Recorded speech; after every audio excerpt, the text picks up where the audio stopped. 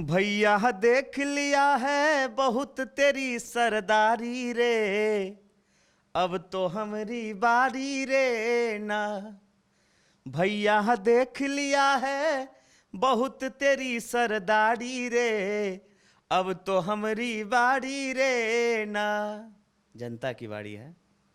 महंगाई के मार ने हमरा भट्ठा बिठा दिया, चले हटाने गरीबी को, गरीबों को हटा दिया।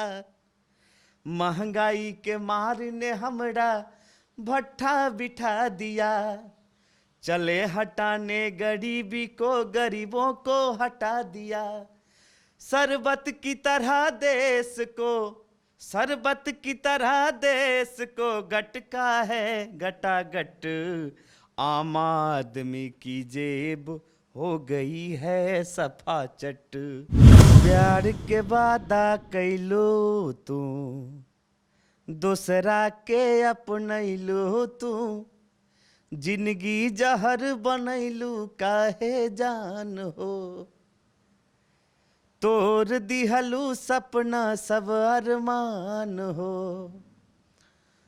प्यार के वादा कैलू तू, दूसरा के अपनैलू तू।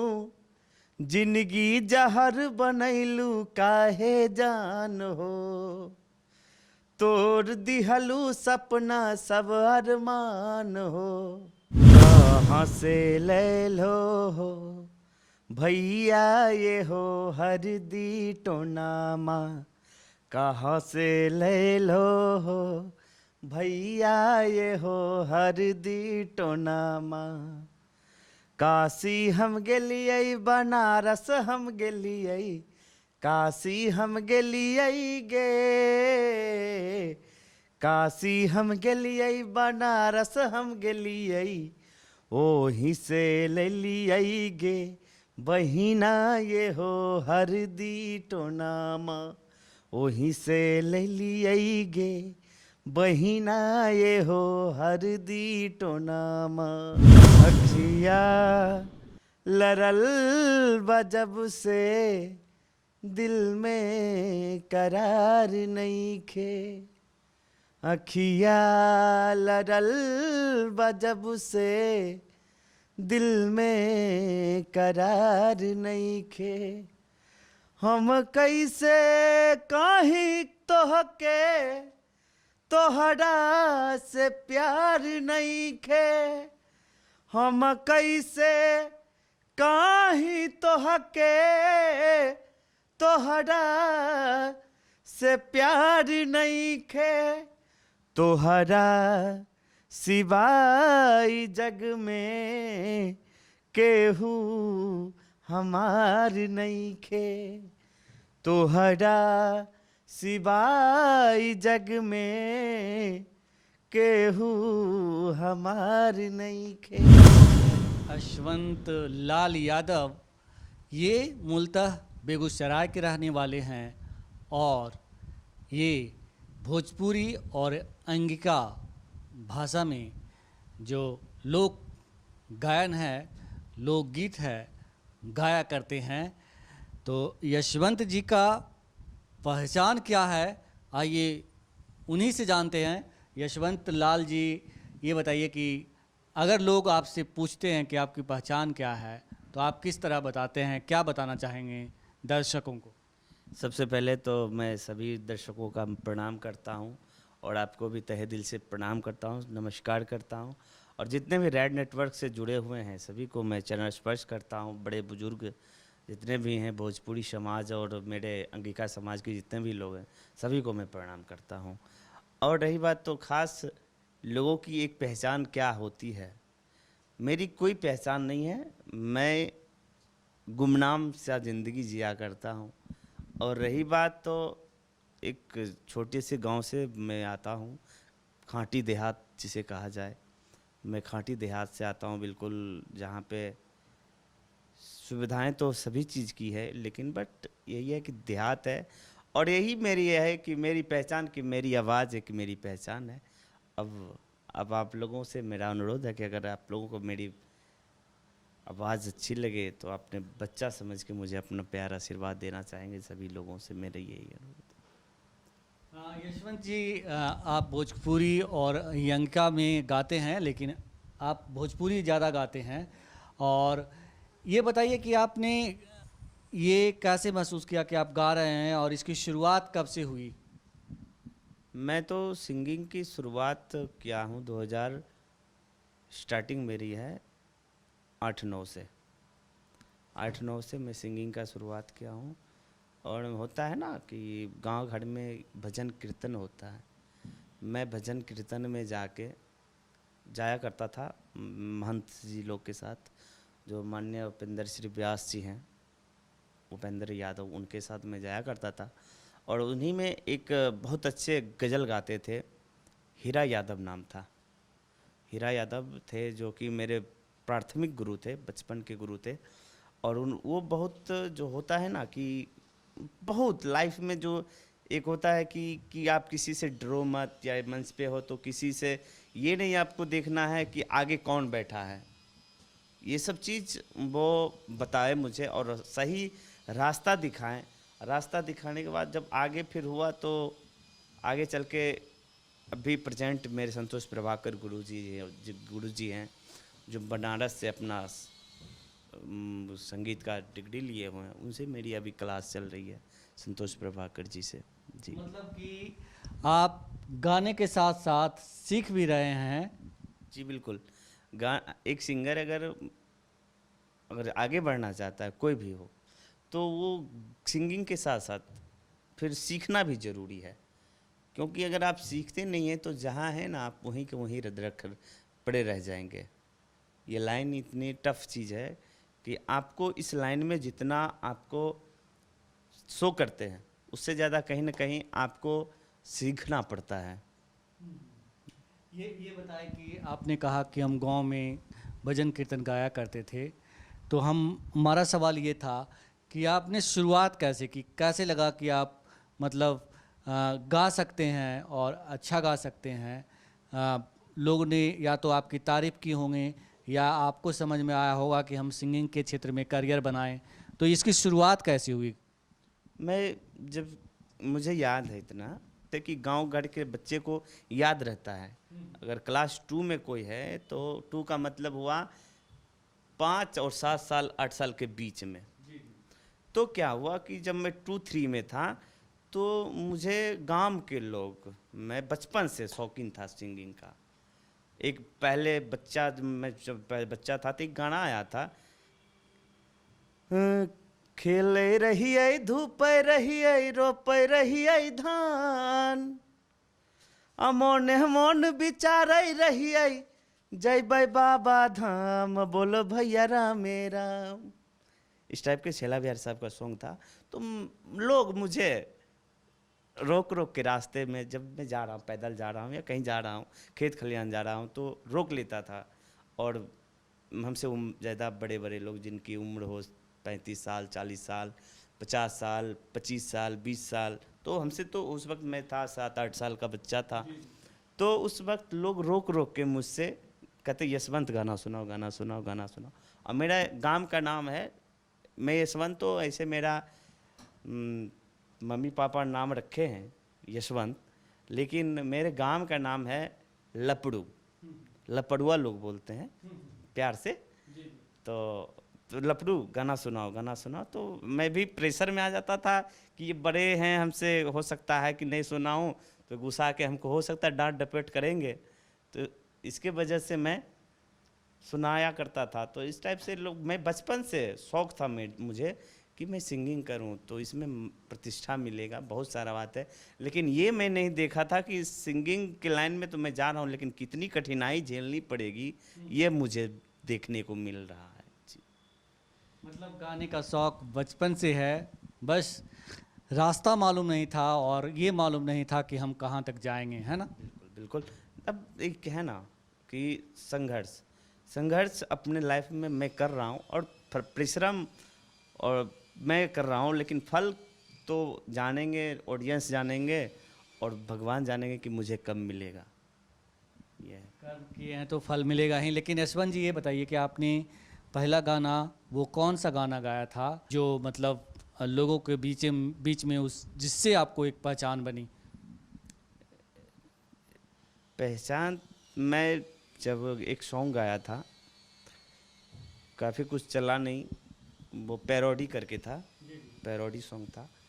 तो वो था सावन में नहाइब नहीं शैम्पू से, जल ढारे देवघर जाइब टेम्पू से, हर हर बम बम बोला शिव शंभू के, जल ढारे देवघर जाइब टेम्पू से, सावन में नहाइब नहीं शैम्पू से, जल ढारे देवघर जाइब टेम्पू से। ये था मेरा सॉन्ग पहला। और उसके साथ थे 2-3 और सॉन्ग किया था मैं। एक था ए बाबा हो भक्ता पुकार करता। गाइए, गा कर सुनाइए रेड नेटवर्क के दर्शकों को। सुना सुना भोले दानी आपन भक्ता के कहानी, मनमा लागे नहीं जिया बेकरार भइल बा, ए बाबा हो भक्ता पुकार करता, ए बाबा हो भक्ता पुकार करता। ये था। ये बताइए अश्वंत जी कि जब कोई गायक गाना शुरू करता है तो उसकी पहली प्राथमिकता होती है कि उसका भी एल्बम आए और ज़्यादा से ज़्यादा जो है लोग उसके गाने को सुने, सराहें। तो आपका कोई एल्बम वगैरह आया है, इसके बारे में बताएं ज़रा। हाँ बिल्कुल, एक अभी आज ही एक मेरा सॉन्ग रिलीज हुआ है एनकेन म्यूजिक भोजपुरी से। जो सॉन्ग है आज जस्ट रिलीज हुआ है सुबह सुबह।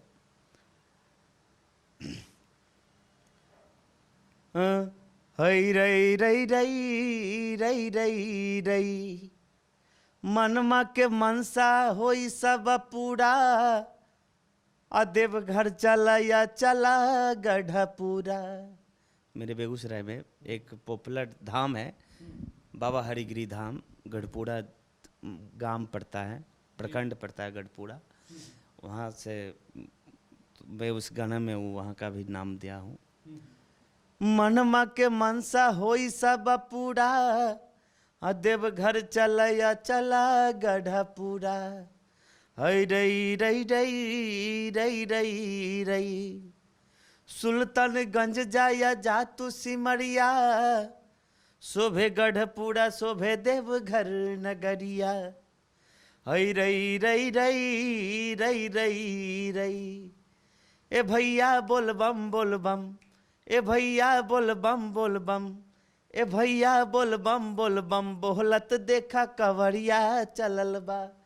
हे भैया बोल बम बोलत देखा कवरिया चलल बा, कवरिया चलल बा, बाबा दुआरिया चलल बा। ए भैया बोल बम बोलत देखा कवरिया चलल बा, ए भैया बोल बम बोलत देखा कवरिया चलल बा। बिल्कुल। तो जिस तरह से हम देख रहे हैं कि आप ज़्यादा से ज़्यादा जो है धार्मिक सॉन्ग को आप प्रेफर कर रहे हैं, और अभी तक आपने ज़्यादातर मतलब जो भी 2-3 गीत सुनाए उसमें सभी धर्म से रिलेटेड भगवान भोले को समर्पित रहा। क्या आप रोमांस और प्यार ये सब में विश्वास नहीं करते हैं और इसको लेकर के कोई सॉन्ग नहीं गाया? मैं, हाँ, सैड सॉन्ग है मेरा। मैं देखिए, मुझे काम ऐसा करना है कि मैं नाम अपना कमाऊंगा, मुझे नाम की चिंता नहीं है। मुझे ये चिंता है कि मैं बदनाम ना हो जाऊं, इसके लिए मैं नाम कमाना नहीं चाहता हूं। मेरा कहने का मतलब, अब मेरा नज़रिया क्या है, मेरा कहने का मतलब कि हम फूहड़ गाना या अपशब्द जो चीज़ों का इस्तेमाल होता है सॉन्ग में, वो सब चीज़ का ना करके साफ सफाई से लोगों के बीच आऊं, ताकि लोग मुझे और सिंगरों के जो जिस नज़रिया से देखते हैं उस नज़रिया से मुझे ना देखें। मेरी सोच ये है। गाने के लिए तो एक सिंगर कुछ भी गा सकता है। संगीत जो होता है, कोई भी सॉन्ग होता है, वो 7 सुर में ही बंधा हुआ होता है, उसको आप उसमें जो वर्ड डाल दीजिए, जो शब्द डाल दीजिए, वो उसको सिंगर गा देगा, वो गाना हो जाएगा। बट यही मेरे जिस फुहारता की आप बात कर रहे हैं, भोजपुरी इंडस्ट्री में उसकी भरमार है, और यूं कहें कि धमाल भी है। बहुत ही शॉर्टकट है रास्ता, जिसे गाकर सिंगर रातों रात फेमस हो जाता है। तो हम ये कह रहे हैं कि जो फुहारता और अश्लीलता भोजपुरी में देखने को मिलती है, आखिर इससे ये जो एक बड़ा वर्ग है जो इसके खिलाफ है, विरोध में है, जिसे अच्छा नहीं लगता है, मजबूरी में भी उसे सुनना पड़ता है, अपनी माँ बहन के बीच सुनना पड़ता है, तो उससे कैसे इससे निजात मिलेगा? क्या आप लोग आपकी क्या सोच है इसको लेकर? मेरी देखिए, मेरी सोच इसके लिए ये है कि आप पहला नंबर, जो सिंगर उस टाइप से गा रहा है, गा के वैसा सब स्टार बनना चाहता है, तो मैं कहूँगा कि उस उनकी भी माँ होगी, उनकी भी बहन होगी। मैं ये सोचता हूँ कि मैं अगर मान लेता हूँ सर अश्लील गा रहा हूँ, तो मेरी माँ भी सुनेगी, मेरी बहन भी सुनेगी कि मेरा भाई, मेरा बेटा कैसा गाना गाया, ज़रा मैं भी सुनता हूँ। अगर ये चीज़ सिंगर लोग जिस दिन समझ जाए, उस दिन तो मैं कहता हूँ भोजपुरी को इतना इतना ऊपर चला जाएगा भोजपुरी, जिसका वर्णन हम आप नहीं कर सकते। लेकिन रही बात, हाँ, अगर उस टाइप से लोग गाते हैं तो आप जितने भी भोजपुरी सुनने वाले हैं, भोजपुरी श्रोता हैं, उसको बहिष्कार कीजिए, उसको बहिष्कार कीजिए। हाँ, मैं अपशब्द गा के हिट नहीं होना चाहता हूँ, क्योंकि मैं गाली सुन के आगे नहीं बढ़ना चाहता हूँ। मैं किसी का आशीर्वाद लेके आगे बढ़ना चाहता हूँ। आपका आशीर्वाद मिलेगा तो मैं आगे बढ़ूंगा। आपकी गाली सुनने से क्या होगा? वही होगा जो और सिंगर के साथ हो रहा है, जो उस टाइप से गा रहे हैं। मैं सभी सिंगर के बारे में नहीं कह रहा हूँ, लेकिन जितने भी फुहड़ टाइप से गा रहे हैं, तो सभी के लिए मैं कह रहा हूँ, जो जो फुहड़ गाते हैं उनके लिए मैं कह रहा हूँ कि सोच कहीं ना कहीं हम आपको बदलना पड़ेगा। जो उस टाइप से सॉन्ग गाते हैं, तो उसको हम आप बहिष्कार करें, विरोध करें, ना सुने। खास करके अगर खोज के सुनेंगे कि फलना सिंगर का गाना कैसे है, ज़रा सुनते हैं, तो ये तो गलती आपकी है। कहीं न कहीं कहीं अच्छा गाने वाला का 1000 व्यू नहीं होता, किसी का फुहर गाने वाले का मिलियन व्यू होता, तो मतलब क्या है? व्यू तो कोई खरीदा नहीं जा सकता है, किसी चौराहे पे व्यू तो मिलता नहीं है। कहीं ना कहीं आप सुनते हो, है ना? यशवंत जी, आपका नाम है यशवंत लाल यादव, और यादव समाज के बीच तेजस्वी यादव का काफ़ी क्रेज है, खास करके जो यादव समाज के गायक हैं। मेरे पास बहुत कॉल आते हैं कि मैं तेजस्वी जी को लेकर के गाना बनाया हूँ, आप उसे अपने चैनल पे रिलीज़ कर दीजिए, मेरा एक इंटरव्यू कर दीजिए। तो आपने कुछ ऐसा किया है क्या? आपने भी कोई गीत, पॉलिटिकल गीत, सॉन्ग ऐसा कुछ गाया है? हाँ, तेजस्वी के जी के मैं एक गाना सॉन्ग गाया था, जो कि उस वक्त काफ़ी पॉपुलर था। खेसारी लाल जी का पैरोडी में किया था उसका। सबके नज़र से हुए फरार, अब छपड़ा लौट के ना आएंगे, उस पे था। सबके नज़र से गिर गए मोदी, फिर से नज़र ना आएंगे। ठीक है। सबके नज़र से गिर गए मोदी, फिर से नज़र ना आएंगे। नून रोटी खाएंगे, आरजेडी को जिताएंगे। ठीक है। नून रोटी खाएंगे, आरजेडी को जिताएंगे, तो उसमें था कैसो कैसो राज भइल मोदी सरकार भइल। ठीक है।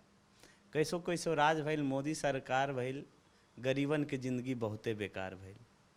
मंदिर वाला धुन रहे, देह में जुनून रहे। मंदिर वाला धुन रहे, देह में जुनून रहे, धोखा दिलस मोदी एकरा, अपना पे गुरूर रहे। धोएंगे पलट बाकी नहीं के राज में, जिंदगी अपना बिताएंगे। धोएंगे पलट बाकी नहीं के राज में, जिंदगी अपना बिताएंगे। नून रोटी खाएंगे, आरजेडी को जिताएंगे। ये तो हुआ पॉलिटिकल सॉन्ग। यशवंत जी, आप गायक हैं, बहुत सारी आपकी गर्लफ्रेंड हुई होगी, या अभी नहीं है तो पहले बनाए होंगे, तो कुछ उस तरह का रोमांटिक सॉन्ग जो आप गाए हों, जो पॉपुलर हुआ हो, या जो आपके दिलों में बसता हो, जिसे आप गाना चाहते हो? मैं प्यार किया था, आपके चैनल के माध्यम से मैं बता दूं, मैं प्यार किया था, लेकिन पता नहीं वो मुझसे की थी या नहीं की थी, डाउट है, अभी तक डाउट है। डाउट को क्लियर कब तक होता है मुझे मालूम नहीं, क्योंकि होता है ना कि एक तरफा प्यार, वो ज़्यादा दिन तक नहीं चलता। मान लेते हैं मैं अपने आप को समझूं कि मैं देश का सबसे पावरफुल आदमी हूँ, तो ये मेरी तो गलतफहमी है। तो मैं उससे करता था, बट वो मुझसे करती थी या नहीं करती थी मैं आज तक नहीं देख, लेकिन उसको पता था कि ये मुझसे प्यार करता है। अब वो मुझसे करती थी या नहीं करती थी मुझे मालूम नहीं, बट प्यार का जो चीज़ है ना, प्यार का भूत, वो तो मेरा कब का उतर चुका है। अब वो अंदर से जो फील आना चाहिए वो नहीं आ पाता है। तो सैड सॉन्ग है एक दो मैं गाया हूँ। बारू तू दिल के रानी, तोह के जानी दिल जानी, बारू तू दिल के रानी, तोह के जानी दिल जानी, का तू कहेलु हो, जान हमरा से दूर कहाँ रहेलु हो, जान हमरा से दूर कहाँ रहेलु हो। मिट जाला तोहरे देखते मनमा के भूख हो, दिल के सुकून मिले अखिया के सुख हो। मिट जाला तोहरे देखते मनमा के भूख हो, दिल के सुकून मिले अखिया के सुख हो। कैसे तोहा के बताई दिलवा चीर के दिखाई, कैसे तोहा के बताई दिलवा चीर के दिखाई, का तू कहेलु हो, जान हमरा से दूर कहाँ रहेलु हो, जान हमरा से दूर कहाँ रहेलु हो। आपने कहा कि दो सॉन्ग है सैड सॉन्ग, तो एक तो ये हुआ कि जान आपसे दूर है आपकी, दूसरा और अपनी जान को क्या सुनाना चाहेंगे?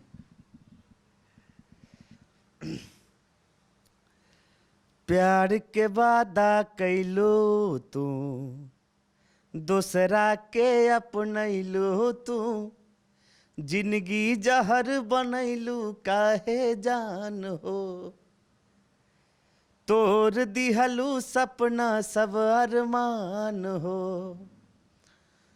प्यार के वादा कैलू तू, दूसरा के अपनैलू तू, जिंदगी जहर बनैलू काहे जान हो, तोर दिहलू सपना सब अरमान हो। केकरा से कहीं दिल के बतिया, तरसेला अखिया, केकरा से कहीं दिल के बतिया, तरसेला अखिया, दिल पल पल रोवत रहे, दर्द जुदाई सहत रहे, मरहम लगा बेबाला दिल जखाम हो, भूल न पाइब जानम सातो जन्म हो। ये मेरा यशवंत जी, ये बताइए कि आमतौर पे देखा गया है कि जो मतलब मिडिल क्लास के लोग हैं, उनके जो पेरेंट्स हैं वो अपने बच्चों को खास करके कला के क्षेत्र में, गायन के क्षेत्र में भेजना नहीं चाहते, और कहीं ना कहीं वो एक बड़े रुकावट के तौर पर उनके करियर में होता है। तो आपके साथ भी इस तरह की कुछ घटनाएं हुई हो कि आपके पेरेंट्स बताए हों, कहे हों कभी कि ये सब क्या हो रहा है, क्या कर रहे हो? मैं तो पहले बता दूं सर कि मैं जब क्लास 10th किया था, तो 10th किया था, तो मैं घर से बिना जानकारी के, पापा मम्मी के बिना जानकारी के मैं डांस सीखने जाया करता था। डांस सीखने जाया करता था तो किसी न किसी तरह बात लीक हो गई और घर तक पहुंच गई। मेरे दादाजी थे जो पुराने, जो होता है ना रामायण महाभारत, उनको याद ही था। तो मेरे पापा ढोलक, थोड़ा थोड़ा ढोलक बजाते थे। उनकी प्रोफेशन तो ढोलक है नहीं, बट होता है ना कि थोड़ा सा बजा लेना। और मेरे फादर तो पापा बजाते थे थोड़ा थोड़ा। तो मेरा जो हुआ, मैं डांस सीखने जाता था। उसके बाद धीरे धीरे लोगों से संपर्क हुई और मैं इस लाइन में बहते चला गया। अब इतना दूर बह गया हूँ कि अब लौट के आने की जरूर मुझे, क्या बोलते हैं उसे, संभव नहीं है। हम्म। जी। नहीं, मेरा सवाल ये था कि आपके पेरेंट्स ने, आपके गार्जियंस ने इसमें रुकावट पैदा किया हो, जैसे आप बता रहे थे कि डांस सीखने जाते थे, तो वो लोग किसी तरह से आपको रोके हों? हाँ, मेरे पापा पूछे थे कि तुम्हें करना क्या है। तो मैं इतना अंदर से डरा हुआ था कि पापा को मैं डायरेक्ट नहीं कह सकता था कि मैं यही करूँगा। इतनी खौफ थी उस वक्त पापा की कि अब तो बात भी कर लेता हूँ अच्छा फ्रैंक होके, लेकिन पहले तो वो तो हो नहीं सकता। जो मेरे पापा कह दिए तो ब्रह्मा की लकीर हो जाती थी। तो वो बोले कि हम क्लास लगाएं मेरा। मैं बैठा, पापा बैठे हुए थे, सभी लोग बैठे, मेरा छोटा भाई था, बाकी कोई नहीं। मेरे से छोटा भाई है, बलवंत नाम है उसका, मेरा नाम यशवंत, उसका बलवंत। तो वो बैठा हुआ, मैं भी बैठा हुआ था। तो वो पापा बोले कि तुम्हें करना क्या है, तुम पढ़ोगे लिखोगे नहीं, तो ये सब कर रहे हो, तो तुम क्या करोगे बताओ। तो दबी जुबान से मैं कहा पापा हम यही करेंगे।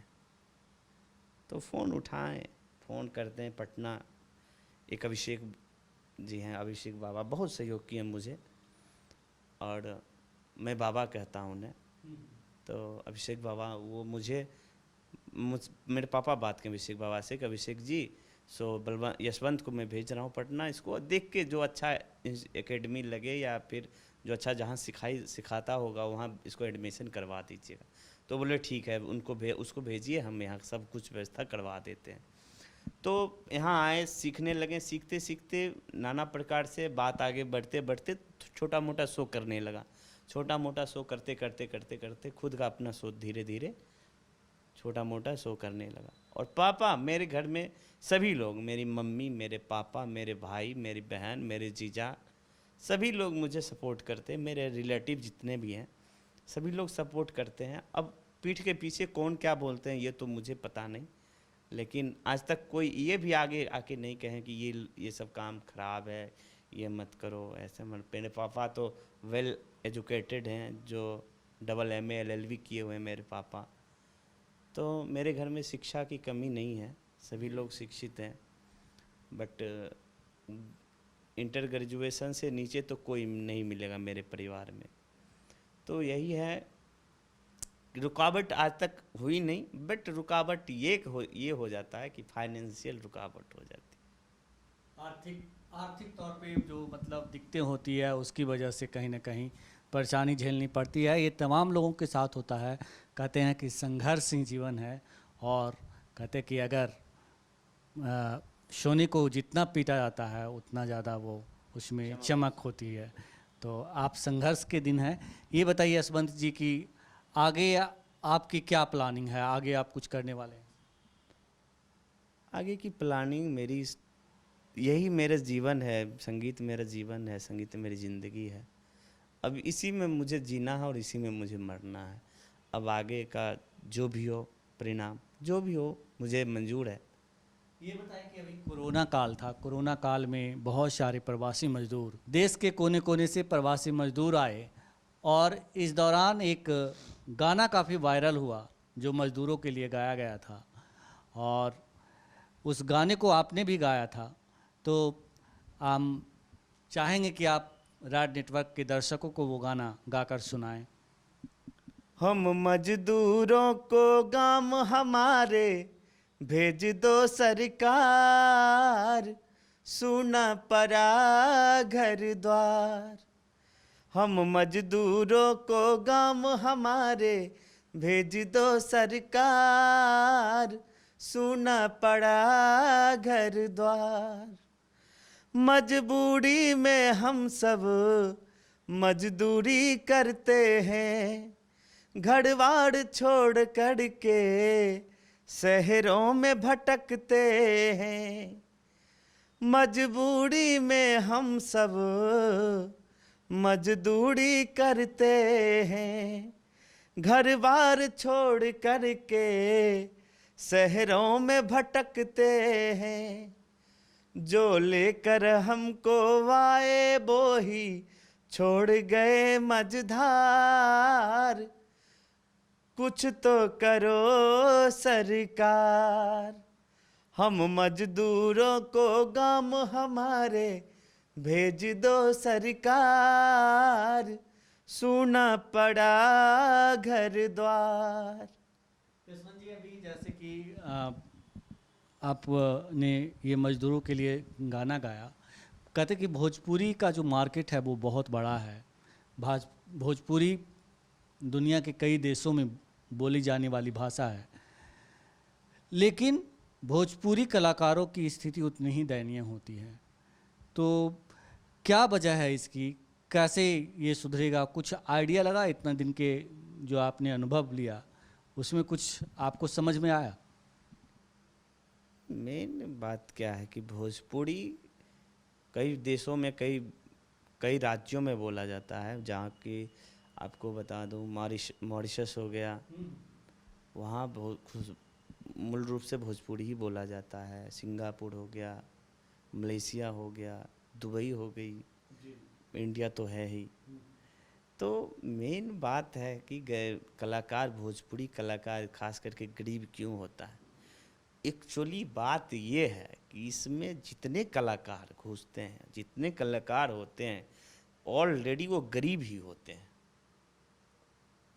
कहीं ना कहीं मैं अगर सर्वे किया जाए, आप सर्वे कीजिए, आप मीडिया से जुड़े हुए हैं, मीडिया में हैं, आप सर्वे अगर करते हैं सर, तो मेरा दावा निकलेगा कि 90% कलाकार गरीब होगा, जिसको मानिए 1-2 बीघा से ज़्यादा खेत नहीं होगा, जिसके बाप कोई ऑफिसर नहीं है।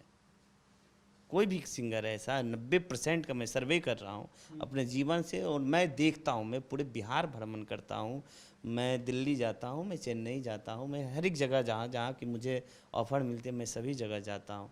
लेकिन क्या है कि मैं देखता हूँ कलाकारों की जो दशा, वो खास करके कलाकार गरीब होता है, भूमिहीन होता है। इसीलिए स्वाभाविक है कि आय की अगर नहीं आय होगी, कलाकारों की इनकम नहीं होगी। एक कलाकार कमाता है, 5 उसके बच्चे होते हैं, 4 बच्चे होते हैं, मम्मी पापा होता है, सभी को उसको खिलाना पड़ता है। तो कहीं ना कहीं तो वो उसकी आर्थिक स्थिति खराब हो तो रहेगी ही रहेगी। चलते चलते रेड नेटवर्क के दर्शकों को आप क्या सुनाना चाहेंगे? चलते चलते तो मैं सभी को एक बार फिर से मैं प्रणाम करना चाहता हूँ। और एक सॉन्ग है जो कैलाश खेर साहब का सॉन्ग है, मैं वो गाना चाहता हूँ आप लोगों के बीच, और तमाम दर्शकों को भी मैं सुनाना चाहता हूँ। और आने वाले दिन में वही होने वाला है जो मैं इस गाने के माध्यम से। भैया देख लिया है बहुत तेरी सरदारी रे, अब तो हमारी बारी रे ना। भैया देख लिया है बहुत तेरी सरदारी रे, अब तो हमारी बारी रे ना। जनता की बारी है। महंगाई के मार ने हमरा भट्ठा बिठा दिया, चले हटाने गरीबी को, गरीबों को हटा दिया। महंगाई के मार ने हमरा भट्ठा बिठा दिया, चले हटाने गरीबी को, गरीबों को हटा दिया। शरबत की तरह देश को, शरबत की तरह देश को गटका है गटागट। आम आदमी की जेब हो गई है सफाचट, आम आदमी की जेब हो गई है सफाचट। शरबत की तरह देश को, शरबत की तरह देश को गटका है गटागट, आम आदमी की जेब हो गई है सफा चट, आम आदमी की जेब हो गई है सफा चट। यशवंत जी, रैड नेटवर्क से जुड़ने के लिए आपका बहुत शुक्रिया। जी प्रणाम, नमस्कार सभी दर्शकों का, और आपको भी मेरा प्रणाम। तो ये थे यशवंत लाल यादव, योगेश चक्रवर्ती, रैड नेटवर्क, पटना।